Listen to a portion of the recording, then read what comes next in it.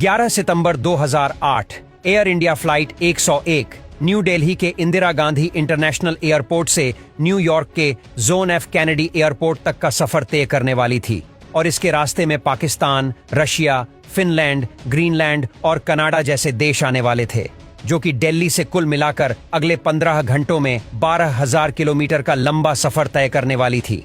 इस फ्लाइट में टूरिस्ट से लेकर स्टूडेंट्स तक 342 पैसेंजर्स सवार थे। अब वैसे तो एक फ्लाइट उड़ाने के लिए 2 पायलट्स की जरूरत होती है, लेकिन लंबे सफर की वजह से 2 सपोर्टिंग पायलट्स को भी साथ लिया गया था। जहाज की कमान 49 वर्षीय कमांडर रुस्तम पालिया के हाथ में थी, जिन्हें 3500 फ्लाइंग आवर्स का एक्सपीरियंस था। कोकपेट में उनके साथ कैप्टन विकास, कैप्टन सुशांत सिंह और कैप्टन टीएस भट्टी भी मौजूद थे। अब सभी पैसेंजर फ्लाइट में ऑन बोर्ड हो चुके थे और करीब 1 घंटा लेट होने के बाद ये फ्लाइट रात के करीब 3 बजे इंदिरा गांधी इंटरनेशनल एयरपोर्ट से टेक ऑफ कर लेती है, जिसके 40 मिनट बाद प्लेन एयर स्पेस में 30,000 फीट की ऊंचाई पर पहुंच जाता है। तब पहली मुसीबत कोकपिट के दरवाजे पर दस्तक देती है। दरअसल कोकपिट की मैन डिस्प्ले में एक वार्निंग शो होती है, जिसमें लिखा था सिंगल सोर्स रेडियो अल्टीमेटर। दरअसल जैसे एक समुद्री जहाज में रडार टेक्नोलॉजी होती है, जो माइक्रोवेव को नीचे भेजकर वापस आने का टाइम कैलकुलेट करती है, ताकि पता चले कि समुद्र की सतह कितनी दूर है। ठीक वैसे रेडियो अल्टीमेटर भी ऐसे ही वेव्स भेजकर प्लेन का एल्टीट्यूड को कैलकुलेट करता है, जिसके लिए इन कमर्शियल एयरक्राफ्ट में 3 रेडियो अल्टीमेटर लगे होते हैं। मगर उस रात फ्लाइट 101 के 2 रेडियो अल्टीमेटर बिगड़ चुके थे और सिर्फ एक ही काम कर रहा था, जो कि काफी चिंता की बात थी, क्योंकि अब ये 2 अल्टीमेटर्स की रेटिंग्स को क्रॉस वेरीफाई नहीं कर सकते थे। लेकिन पायलट्स के पास आगे बढ़ने के अलावा कोई रास्ता नहीं था। अगले 10 घंटे तक फ्लाइट बेहतरीन तरीके से अपने सफर को तय करती है, लेकिन फिर जब ये जहाज अटलांटिक ओशन को पार कर रहा था, तब इसमें दूसरी सबसे बड़ी परेशानी आती है। दरअसल फ्लाइट का टीकेएस काम नहीं कर रहा है। यह सिस्टम रडार टेक्नोलॉजी की मदद से अपने आसपास मौजूद एयरप्लेन को ट्रैक करता है, ताकि कभी 2 फ्लाइट्स में मेड एयर कोलिशन ना हो। पायलट्स को यह फिक्र थी कि प्लेन में कोई बड़ा फॉल्ट तो नहीं है। शायद इसी वजह से सभी सिस्टम एक के बाद एक खराब हो रही थी, लेकिन कोकपेट में बैठकर इसका पता लगाना नामुमकिन था। आखिर 3 घंटे के बाद सुबह के 6 बजे ये फ्लाइट न्यूयॉर्क के एयरस्पेस में एंटर हो जाती है, लेकिन वहां का मौसम हवाई उड़ान के पक्ष में नहीं था। आसमान भरे बादलों से घिरा हुआ था और बिजली की कड़कड़ाहट के साथ तेज बारिश हो रही थी।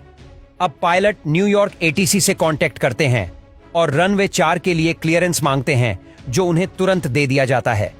जिसके बाद पायलट फ्लाइट 101 को गाइड करने के लिए ILS यानी कि इंस्ट्रूमेंट लैंडिंग सिस्टम को एक्टिवेट करने की कोशिश करते हैं।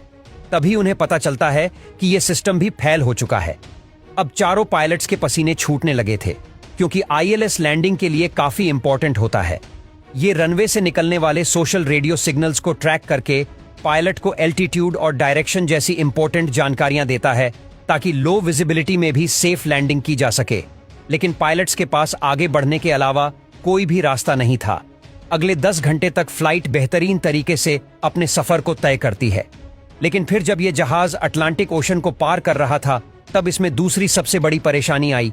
ऐसे में पायलट एलन्यू और विनेट सिस्टम की मदद से मैन्युअल लैंडिंग करने का डिसीजन लेते हैं, जो कि GPS की मदद से लैंडिंग करने में मदद करता है, लेकिन इसकी एक्यूरेसी ILS के मुकाबले काफी कम होती है। इसलिए पायलट्स को अपनी आंखों से रनवे देखना काफी जरूरी होता है। रनवे के पास पहुंचते ही पायलट लैंडिंग गैर इनिशिएट करते हैं, मगर तभी स्क्रीन पर एक और इमरजेंसी अलार्म बजता है, जिसमें लिखा था कि लैंडिंग गियर ठीक से नहीं खुल पा रहा है, जिससे चारों पायलट्स के दिल की धड़कन बढ़ जाती है। मगर फिर चेक करने पर पता चला कि ये एक फॉल्स अलार्म था। लेकिन इस हड़बड़ी में पायलट प्लेन को रनवे से अलाइन करने में फेल हो जाते हैं, जिस वजह से उन्हें एंड मूवमेंट पर लैंडिंग अबाउट करके फिर एक चक्कर लगाने के लिए जाना पड़ता है। इस दौरान फ्लाइट के एक फर्स्ट ऑफिसर ने एक और प्रॉब्लम नोटिस की थी। दरअसल ILS जब एक्टिवेट होता है तो पायलट को रनवे देखने की जरूरत नहीं पड़ती, लेकिन जब ILS काम ना करे तो कम से कम 600 फीट की ऊंचाई से रनवे देखना जरूरी होता है। रनवे देखने की इस टर्म को क्लाउड सीलिंग कहते हैं। मगर वो सुबह जोन एफ कैनेडी एयरपोर्ट के क्लाउड सीलिंग सिर्फ 200 फीट आकी गई, यानी फ्लाइट के 200 फीट के एटीट्यूड पर पहुंचने के बाद ही पायलट को रनवे दिख सकता था। और यह हाइट बहुत ही कम थी, क्योंकि अगर इतने नीचे आने के बाद फ्लाइट रनवे से गलत अलाइन हो गई तो इसे फिर से उड़ाना भी मुश्किल हो जाता है। और फ्यूल भी खत्म होने की कगार पर था। यानी पायलट गो अराउंड करते हुए मल्टीपल लैंडिंग अटेम्प्ट बिल्कुल नहीं कर सकते थे। कुल मिलाकर फ्लाइट पर क्रैश लैंडिंग होने का खतरा मंडरा रहा था। तभी पायलट के पूछने पर एटीसी उन्हें लैंडिंग के कई ऑप्शंस बताते हैं, पर दिक्कत यह थी कि फ्यूल भी खत्म हो रहा था और अब पायलट ने जो 800 किलोग्राम एक्स्ट्रा फ्यूल भरवाया था उसी से काम चल रहा था। ऐसे में दूर नहीं जाया जा सकता था। इसलिए कैप्टन रुस्तम ने नेवार्क एयरपोर्ट पर लैंड करने का डिसीजन लिया, जहां की क्लाउड सीलिंग 400 फीट थी, जो जरूरी 600 फीट से अभी भी 200 फीट कम थी।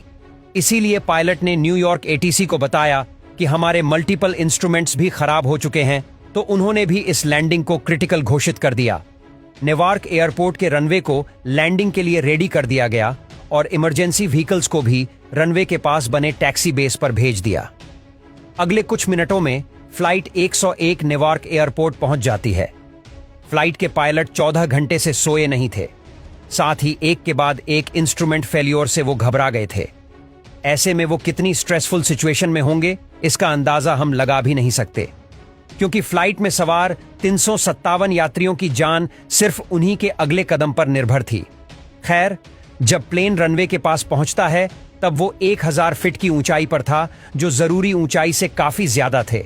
लेकिन जहाज में गो अराउंड करने जितना भी फ्यूल नहीं था, इसलिए कैप्टन रुस्तम तुरंत एक्शन लेते हुए प्लेन को आगे की तरफ झुका देते हैं, जिससे इसका एल्टीट्यूड कम होता है लेकिन स्पीड बढ़ जाती है। करीब 400 फीट की ऊंचाई पर प्लेन क्लाउड सीलिंग को पार कर लेता है और कैप्टन रुस्तम रनवे की पहली झलक देखते हैं। तभी उन्हें पता चलता है कि प्लेन ज्यादा ऊपर और राइट की तरफ मोड़ू हुआ है। इसलिए वो मैन्युअली ही प्लेन को नीचे झुकाते हुए लेफ्ट की तरफ मोड़ देते हैं, जिससे फ्लाइट रनवे की सेंट्रल लाइन से अलाइन हो जाती है। लेकिन अब भी इसकी स्पीड काफी ज्यादा थी, जिसे धीरे धीरे कम करते हुए पायलट प्लेन को रनवे की ओर करीब ले जाते हैं। आखिरकार प्लेन रनवे पर सुरक्षित लैंडिंग करता है। दोस्तों, ये बात जानकर आपके रोंगटे खड़े हो जाएंगे कि एयर इंडिया फ्लाइट 101 की लैंडिंग के सिर्फ 10 मिनट बाद ही नेवाद एयरपोर्ट तूफान के सपेट में आ जाता है।